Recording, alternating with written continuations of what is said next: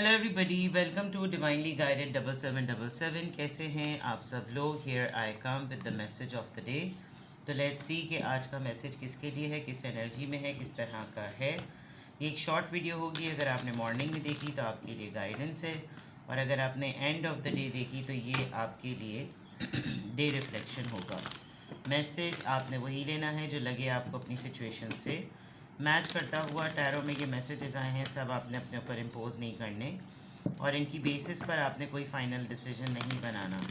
आप अपनी private reading करवाएं। डिस्क्रिप्शन बॉक्स में मेरा नंबर मौजूद है, साथ ही में सेकंड चैनल का लिंक मौजूद है, और दोनों ही चैनल्स पर रीडिंग लेने के लिए मेरा कॉन्टैक्ट नंबर एक ही है। So without any further delay let's see के what is the message of the day. Message of the day क्या है जनाब? आज का message of the day, sorry,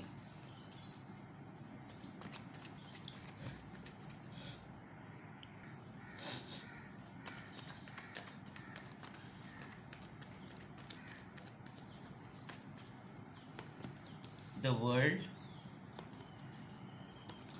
S of cups and two of wands.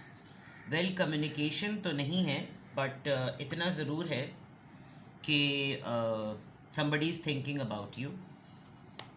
Overall energy में किसी बात की परेशानी या उलझन कह लें आप खौफ में नज़र आ रहे हैं, एंजाइटी में नज़र आ रहे हैं, प्रेशर में नज़र आ रहे हैं, नेगेटिविटी में नज़र आ रहे हैं, और एक ना चाहते हुए भी आपके अंदर एक उदासी, तो खैर बहुत बड़ा वर्ड होगा, खामोशी कह लें, खुद खामोशी में हल्का फुल्का सा दुख।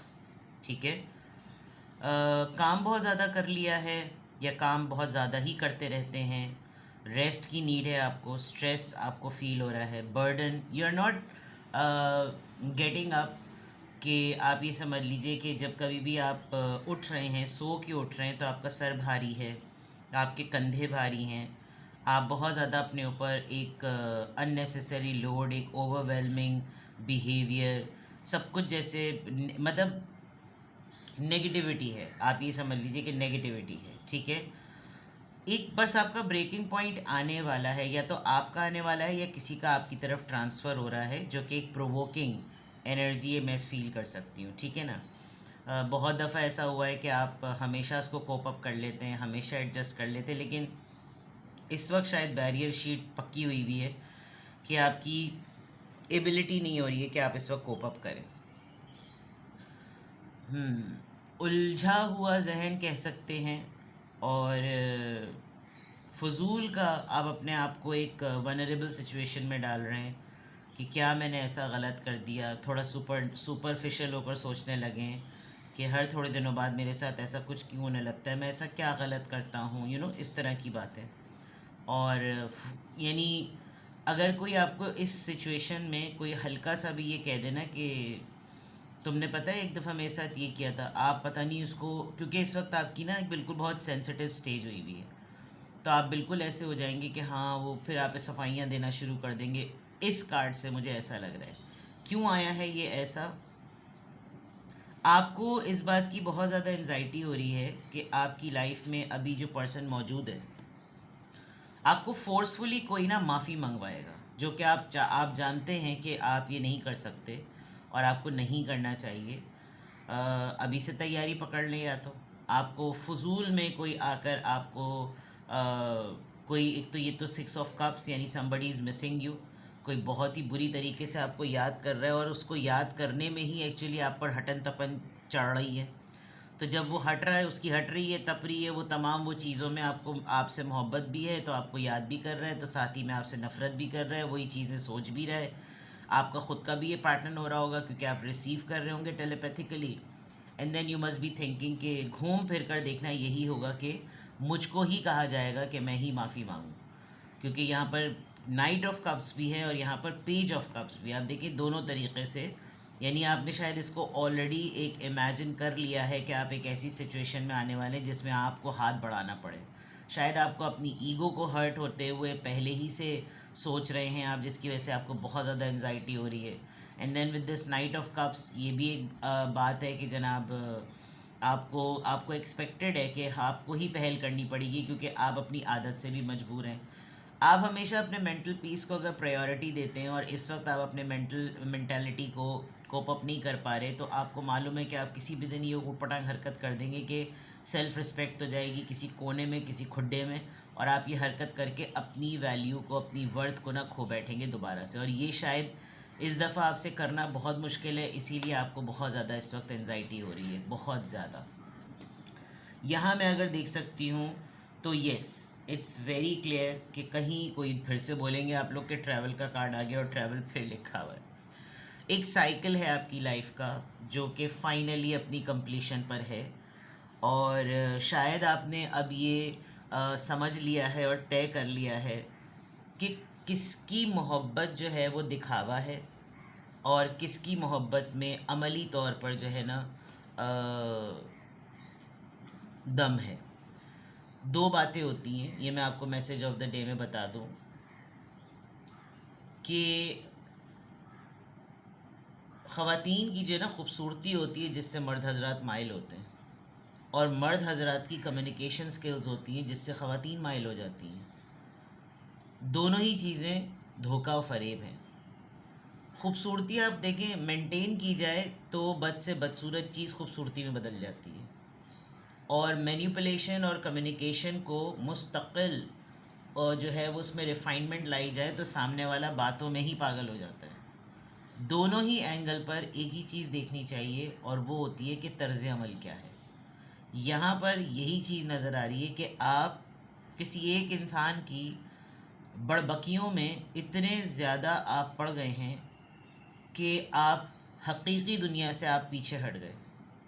अब जब हकीकी दुनिया में आपको उस इंसान का तर्ज़ अमल नहीं पता चलता, उसमें वो बात, वो सदाकत नहीं नज़र आती जो कहने में और होने में एक बहुत बड़ा गैप है, आपको डिसअपॉइंटमेंट होती है, और वो चीज़ आपने अब कंप्लीट कर ली। यानी आज मैसेज ऑफ द डे में आप स्टॉप कर देंगे कि बस अब ये चीज़ ख़त्म हुई, जितना मिलना था मिल लिए, जितनी मोहब्बत मिलनी थी मिल गई, जितनी बिगिनिंग होनी थी हो गई, बस अब मुझे किसी चीज़ की शुरुआत की ज़रूरत नहीं, जबकि आपकी लाइफ में एक न्यू बिगिनिंग होने वाली है। आपका बिल्कुल क्लियरली आ रहा है, and you can expect this from a person जो कि एक दूर जगह पे बैठा हुआ है। किसी कोई आपको आज आप इत्तेफाक से जब सुबह उठेंगे ना, तो आप देखेंगे कि आपके मोबाइल पर एक अननोन नंबर से किसी बहुत पुराने पर्सन की तरफ से मैसेज आया पड़ा होगा, या कोई आपको कॉल करेगा, वो शायद अपने किसी और धोखे में करेगा, लेकिन डिलिबरेट एफर्ट होगी, और ये प्रिटेंड करना होगा कि ओहो मैं तो किसी को किसी और कुछ और समझा, ये वाली बात होगी। या तो आपका कहीं ज़िक्र है, या तो आप कहीं पर बैठक में हैं, या आपके किसी गॉसिप का पार्ट हैं, आपके ऊपर डिस्कशन हो रहा है, but this person is planning कि ये आपके साथ न्यू बिगनिंग करे, बिकॉज इसको लग रहा है कि अब वो फेस टाइम, वो वक्त आ गया है। तो maybe somebody at a far distant place is going to approach you. जो सिंगल्स हैं उनका प्रपोज़ल एक्सपेक्टेड है, किसी अब्रॉड कंट्री का प्रपोज़ल आ सकता है, बाहर के मुल्क से कोई रिश्ता विश्ता आ सकता है। और वैसे तो यहाँ शादी का कार्ड नज़र नहीं आ रहा, लेकिन ऐसा हो सकता है कि आपको कोई पर्सन इन मोहब्बत के कॉन्टेक्स्ट में डेफिनेटली अप्रोच करे। ठीक है, कम्युनिकेशन नहीं आ रही, मैसेज नहीं आ रहा, यानी कि बातचीत या गुफ्तगू नहीं आ रही, अप्रोच आ रही है। कोई इंसान आपके रिश्ते को लेकर, आपकी मोहब्बत को लेकर, आपके साथ न्यू बिगिनिंग को लेकर एक प्लानिंग पार्ट पर है कि बस अब मैं फ़ैसला करूं कि मैंने क्या करना है, मैंने इसकी तरफ जाना है नहीं जाना, मैंने अपनी शिफ्टिंग का सोचना है नहीं सोचना, मैं इस जगह को छोड़ दूं नहीं छोड़ूं। कंफ्यूज्ड है ये पर्सन। कंफ्यूजन से ज़्यादा मैं ये कहूँगी कि ये प्लानिंग कर रहा है। आप ख़ुद भी शायद इसी तरह की कैफियत में हैं, आप खुद ही आहिस्ता आहिस्ता आप उस ट्रैक पर जा रहे हैं कि जैसे भाई लाइफ हैप्पीनेस डिज़र्व करती है, और मुझे हमेशा इस तरह वनरेबल बनाकर, मेरी बात को साइड पे रखकर हमेशा मैंने अपना हाथ आगे बढ़ाया है, हमेशा मैंने माफ़ियाँ मांगी हैं, हमेशा मैंने सरेंडर किया है, तो मैं अब थोड़ा सा अपनी अकड़न दिखाऊं, मैं थोड़ा सा अपने आप को स्टिफ़ कर दूं, मैं नहीं इस दफ़ा फ्लेक्सिबल हूं। ये चीज़ आपसे होगी नहीं, क्योंकि आपकी फ़ितरत में नज़र नहीं आ रही। और प्रेशर आपके ऊपर पूरा है कि आपको ये करना पड़ेगा, जिसकी वजह से आप स्ट्रेस में हैं. And here I can see कि ये अब शायद आप किसी हद तक किसी एक या दो के साथ तो ये चीज़ आप कर लेंगे. किस एंजल नंबर से क्या अफर्मेशन आ रही है? हारमोनियस. हारमोनियस होने में यही प्रॉब्लम होती है कि गो विद द फ्लो बना देता है इंसान. आप इसमें क्लियर लिखा हुआ है कि आप दूसरों से रिलेट करते हैं हर लेवल पर, इंट्यूटिवली, टेलीपैथिकली, फीलिंग्स में, नॉस्टैल्जिक में, हर चीज़ में. आप इतने डेडिकेटेड हैं हारमोनियस रिलेशनशिप को बिल्डअप करने के लिए, चाहे वो किसी भी तरह के क्यों ना हो, क्योंकि आप गो विद द फ्लो वाली आपकी नेचर लग रही है. वही वाली बात जो मैंने कहा था ना, आप हमेशा ही से शायद माफ़ी मांग लेते हैं. You have the ability to persuade others to your point of view by using gentle means. वो जो मैंने अभी थोड़ी देर पहले आपसे कहा था कि इस दफ़ा आप अगले को कम्युनिकेट करके शायद आप उसको अपना पर्सपेक्टिव बता दें, लेकिन कोई आपसे ज़बरदस्ती करवाएगा, वो सुनना ही नहीं चाहेगा, क्योंकि उसको मालूम होगा कि जब आप अपना मुंह खोलेंगे तो अगले के सामने नेदामत के अलावा कुछ भी नहीं होगा. लेकिन इट ऑल डिपेंड्स कि आप अपने दिल की बात एग्रेसिव मैनर में कम्युनिकेट करते हैं या फिर आप बहुत ही ऐसे कि देखें प्लीज़ मेरी बात सुन लें, मैं हक पर हूँ. नहीं, ये वाला तरीका नहीं अपनाना. शायद यही एक स्ट्रेस है जो आपको बहुत ज़्यादा हो रही है. तो 20 नंबर आया है इत्तेफाक से, ये 21 नंबर है. राइट. किसी भी पॉइंट ऑफ टाइम पे आपको लगे कि आपको मुझसे रीडिंग लेनी है, कॉम्प्लेक्स नहीं है, इसको दोबारा से देखिएगा, क्योंकि मैंने बहुत सारे मैसेजेस आपको दिए हैं. एक तो ओवरऑल एनर्जी में आपकी anxiety, then there is a proposal, there is a new beginning, एक साइकिल की कंप्लीशन एंड प्लानिंग. ये मैंने आपको समराइज़ कर दिया. तो आज की अफर्मेशन में अल्हम्दुलिल्लाह I am happy, I am confident, I am strong and I am harmonious. ठीक है जनाब. तो अगर आपको सिंगल क्वेश्चन पूछना हो तो आप सिंगल क्वेश्चन पूछ सकते हैं. सिंगल क्वेश्चन में मेजॉरिटी लोगों का मसला हल हो जाता है, बिकॉज वो इतना डिटेल होता है.